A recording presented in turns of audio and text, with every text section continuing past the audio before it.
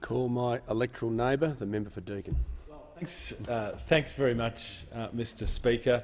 As the member for Deakin, I see it as a very important role that I improve the local infrastructure for my area, and I want to update the House and update my electorate on some of the progress that we've made in relation to projects that I announced prior to the election.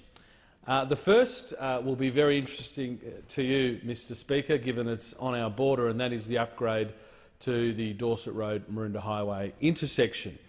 The Turnbull government has committed $8 million as part of our Urban Infrastructure Fund to improve that intersection, and I want to update my electorate and let them know that I recently met with representatives from Vic Roads.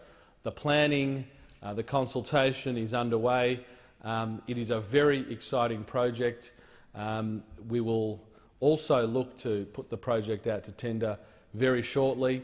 The most exciting thing about that briefing that I received from Vic Roads was the fact that, based on their modelling, for the average road user travelling through Maroondah Highway during peak hour, rather than potentially being stuck for up to 12 minutes at that intersection, this upgrade will reduce it to 2 minutes, from 12 to 2 minutes. That has even exceeded my expectations, and Mr Speaker, I want to pay tribute to you in helping me gain that $8 million of funding.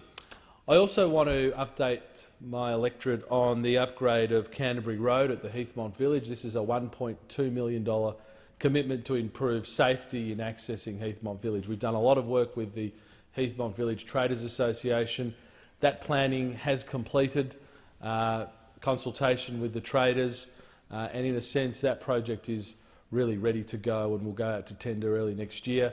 I want to thank, of course, Maroondah City Council, who have largely driven that project, undertaken a lot of the planning, but that will be done, and we'll see work commencing next year, which is very exciting. So, two significant road projects.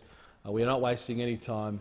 We want to get them done. We want to improve safety, and we, of course, want to improve the flow of traffic in our suburbs. I also want to speak about another project in Heathmont, and that's the Melbourne East Netball Association Netball Stadium, a $10.5 million commitment from the Turnbull government. This is progressing very well, and it's an exciting project.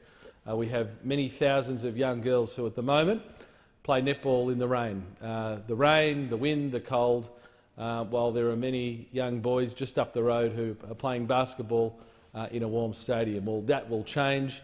We'll now have our netballers enabled to play rain, hail or shine. I want to thank Kylie Spears, the president of the Melbourne East Netball Association, for really being the champion of that project and enabling the planning to be undertaken so quickly. I'm also very pleased to acknowledge that she will now be able to take that passion as the president of the Melbourne East Netball Association onto Maroondah City Council, as she was recently elected onto council. So she will be able to assist me in overseeing that project, but we don't want to waste any time.